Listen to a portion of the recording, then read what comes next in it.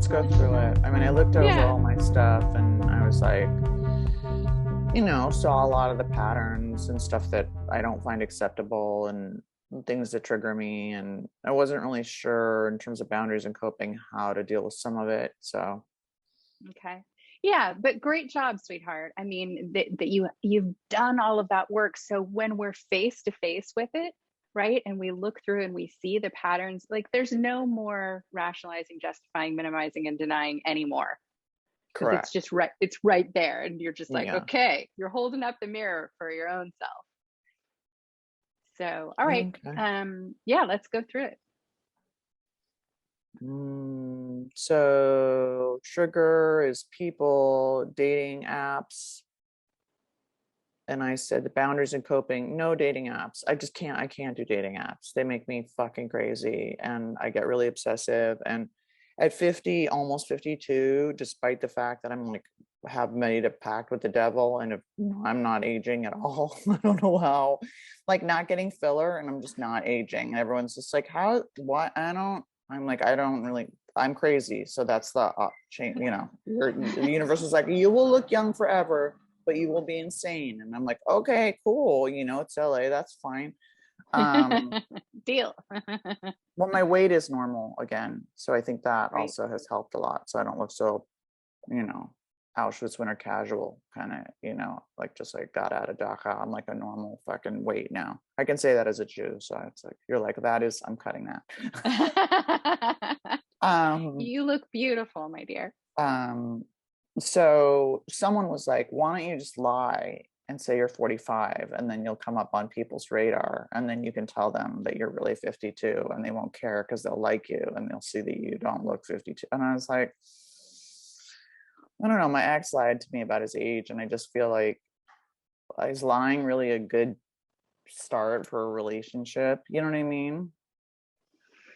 Yes, I do. And I'm of two minds about that because, on one hand, yes, it does give you the opportunity to show up on more people's radar. And at the same time, which people, right? Mm-hmm. So, if a man in his selection system rules out women over 50, there might be a good reason for that. Maybe it's because he wants to have kids. And that's not True. on your agenda, you know what I mean? So maybe he has a good reason for that, and you would be wasting not only his time but your time by doing it. Having Okay, been so gone so so let much. me ask you this: where is it that you do feel you can go?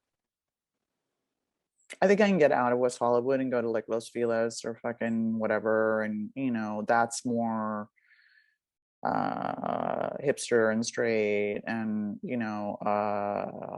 restaurants in that area, coffee places in that area. There's like flea markets in that area. That's going to be more whatever.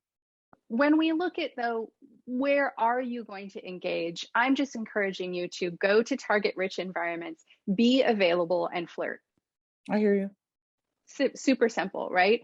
I think there are other things that you can do as well in terms of, talking to friends and just saying, hey, I'm going to start dating again. So if you know anybody who you think might be right for me, hook me up, Okay. right? Friends that Mm-hmm. you trust, right? Mm-hmm. Uh, and that's another thing to do. And what if you start there and we see how that's going? And once you get back into this a little bit in a way that feels comfortable for you, then we can talk about the online stuff later and maybe stretching that a little bit. Okay. Yeah, does that sound good? Mm-hmm. Okay, good, good deal. All right, keep Um, going. anything with exes, no contact fucking exes. Just like it's just like that's it. It's over. Like that's just me digging through my romantic trash and being like, well, this one's not that bad. Let's try it again. Like it's like, oh, it's really bad. It's so Yeah. addicty. Like, it'll be different this time. It's like stop. Mm. Sexual contact. Well, I'd like to not fuck on the first date. That would be nice to do that. I mean, I didn't do that on the last time, but I did have sexual like encounter sort of. You said being alone in the car, and I said, I'm okay with that, but like nothing more than kissing. Like just like that's fine to be alone in a car, but like and then you wrote meetings and work, and I don't know what you mean. Okay. So first let's talk about being alone in the car. One of the things that I would suggest is that you have a really clear timeline for yourself of like, this is how many dates before I'm going to be alone with this person at all. And being alone in the car is being alone because you feel comfortable enough to engage sexually, right?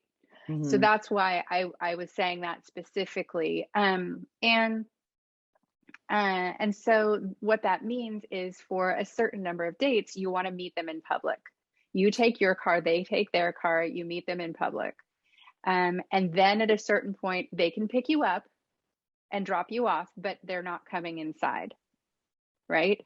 So Right. it goes in stages. So that what happens along the way is that you build trust, right? Because at first, especially if you're meeting someone who you don't know, whether you're meeting them through a friend or online, or you just, talk to them in a restaurant and gave them your number, you don't know that person yet. Really building this trust. Oh God, I'm having And so much anxiety, even you are just you, talking honey? about it. Yeah, I'm Oh, having tell a me total about it. anxiety. I don't know. I'm Tell just me having about it. anxiety. I'm just like, Yeah. Tell me why.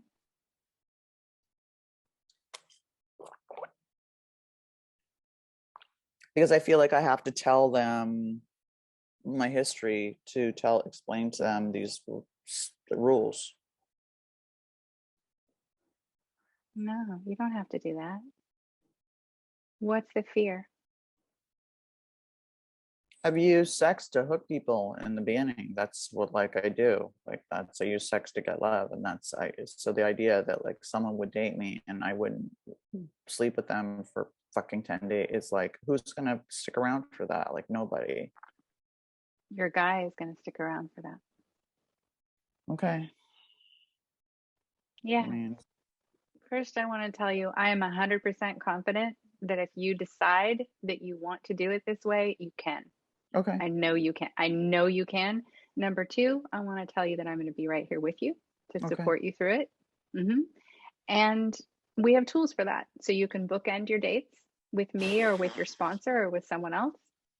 So you'll have the support and you'll Okay. be okay. I Okay. know you will. Yeah, So you I've said watched you, honey. You're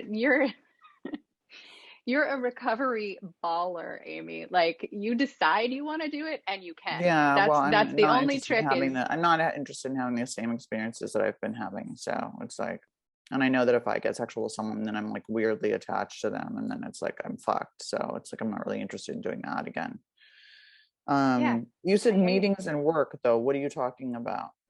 So what kind of boundaries will keep you safe when it comes to recovery meetings? And specifically, who do you want to engage with there and who do you not want to engage with there?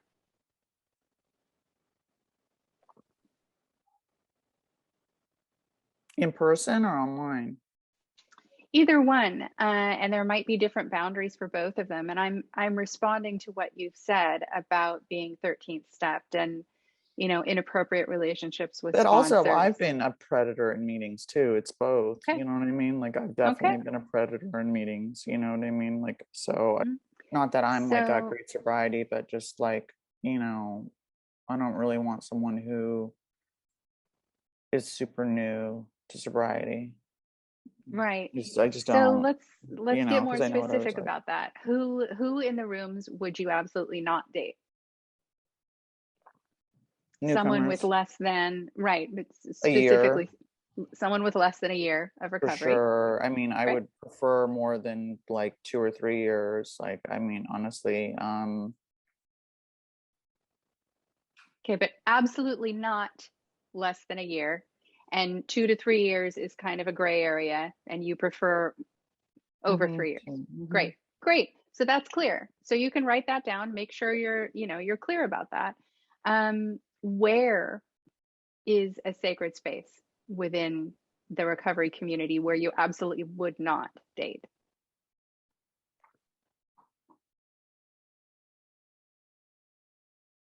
Well, I've dated in my home groups before, and it always goes south, and then I can't go to that meeting anymore. Okay.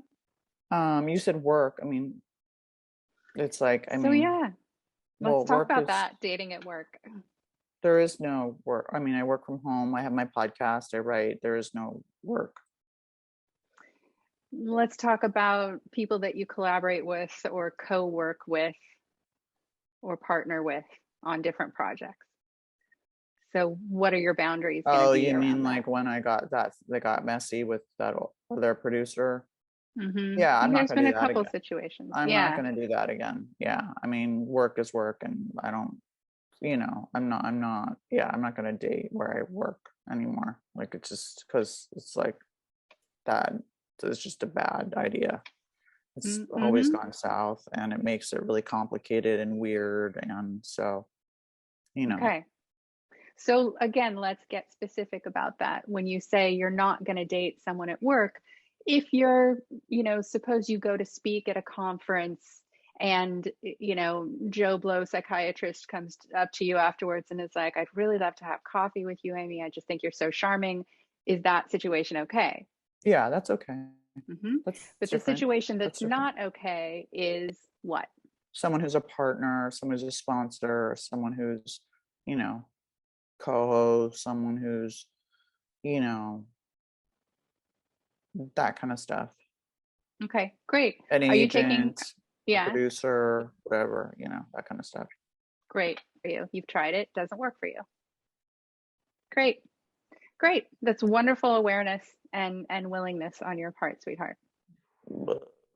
Yeah. You want to you want to talk a minute about the feelings? Just total anxiety. I mean, like, I don't know how to describe it as any other way. Just like absolute fucking anxiety. What does it feel like in your body?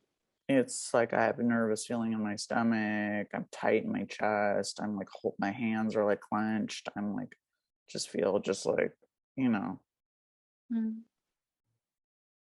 What are the terrified. fears? Yeah. What are the fears? I'm not going to be able to do it. I'm not going to meet anybody. I'm so broken from, my past relationships that I'm just like shut down, really, just the whole idea of even getting back in the fucking pool is just like, whoa, it's like, I Hmm. just don't want the drama. I don't want to be obsessive. I don't want to be like happy that they text. I don't want to be unhappy when they don't text. You know what I mean? Like right now, there's like no drama. Yeah. And in both situations, whether you're feeling shut down or you're feeling like pedal to the metal, in both situations, the answer is to go slow and stay in the Right. middle, right? And you know that, sweetheart. You've No, done the work. Like you it's have really all hard the for me to awareness. do though. It's just really, really hard. It's just not my nature. It's just like, goes Yeah, against everything in me to do that. I do. Um, and that kind of leads to, social media and communication, like oversharing. And I was like, slow it down, like sexual innuendo. I was like, that's fine if you're flirting with somebody and it's at that place. Like, I think that's fine if it's like already at that place. No, Where is that place?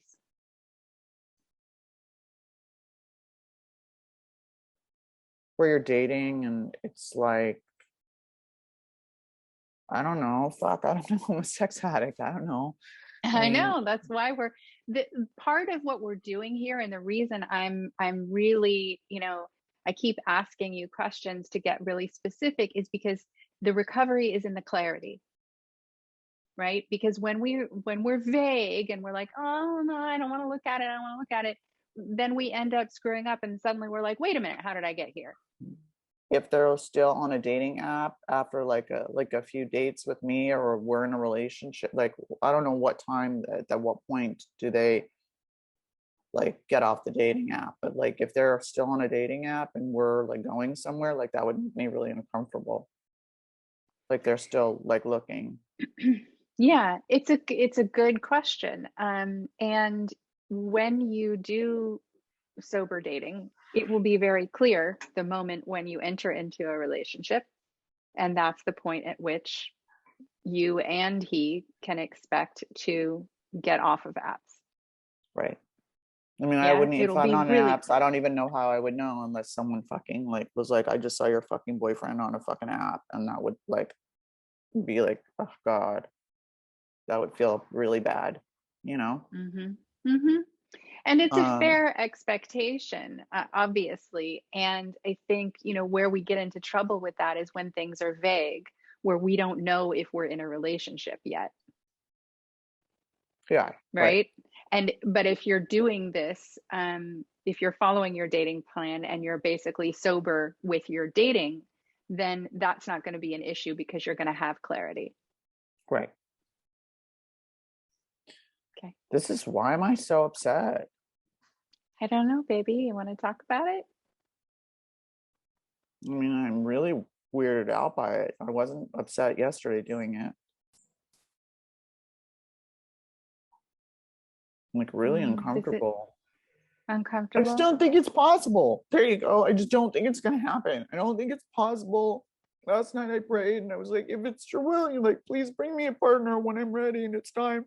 I just don't, I don't, I don't see it happening. Hmm. You know?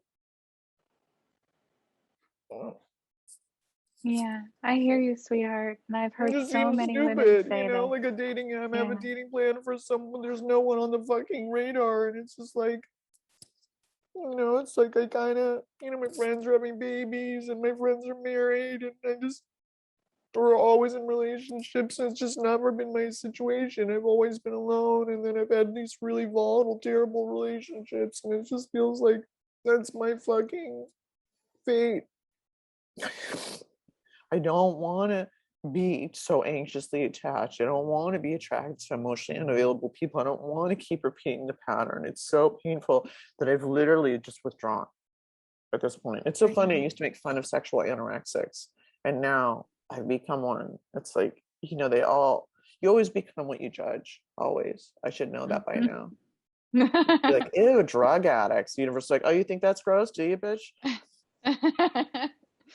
Yeah, I hear you, sweetheart. I've watched other women go through exactly what you're going through right now. And it's okay that you are where you are right now. You have to be where you are. And I just want you to know there's a light at the end of the tunnel, that you're going to get past this stage, right? There is absolutely hope for you to have a more secure way of relating in relationships. I know it.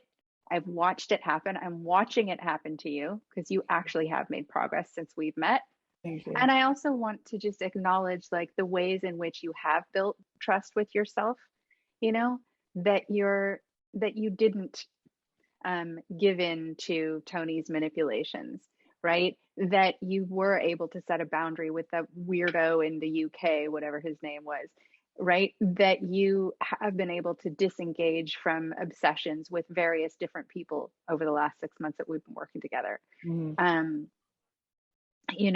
that you have been able to set these DM rules, right? And have boundaries with people. My point is, honey, that you can trust yourself to take care of yourself. Right. You've been doing it for a while.